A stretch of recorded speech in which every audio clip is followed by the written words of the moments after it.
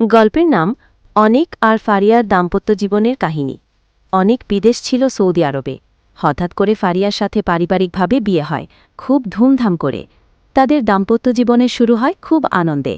বিয়ের ৩ মাস পরে অনিক আবার সৌদি আরবে চলে যায়। তখন ফারিয়া তার বাবার বাড়ি থাকতে শুরু করে। কিন্তু ফারিয়া আর অনিকের মধ্যে ভুল বোঝাবুঝি, ঝগড়া লেগেই থাকে। এরকম চলতে চলতে ৭ দিনের মাথায় ফারিয়া তার শ্বশুরবাড়িতে চলে আসে। তখন ফারিয়া অনিককে বুঝতে পারে না, তাকে সময় দিতে চায় না। অনিক বিদেশে ডিউটি করে। যখন সময় পায় ফারিয়াকে কল বা মেসেজ দিলে রিপ্লাই দিতে চায় না। কলে কথা বলতে চাইত না তার সাথে ফারিয়া।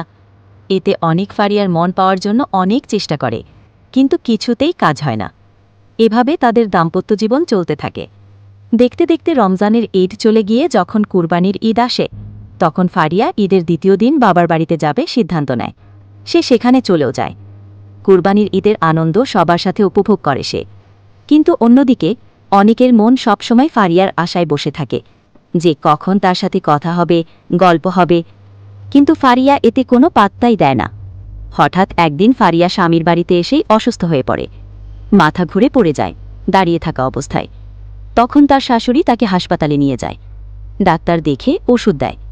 কিন্তু এরপর থেকেই নেমে আসে ফারিয়া আর অনিকের জীবনের অন্ধকার অধ্যায়। গল্পের বাকি অংশ পরে ভিডিওতে দেওয়া হবে। যদি গল্পটি বেশি ভিউ শেয়ার পায়, গল্পের পরবর্তী পার্ট দেখতে চাইলে কমেন্টে লিখে দিবেন।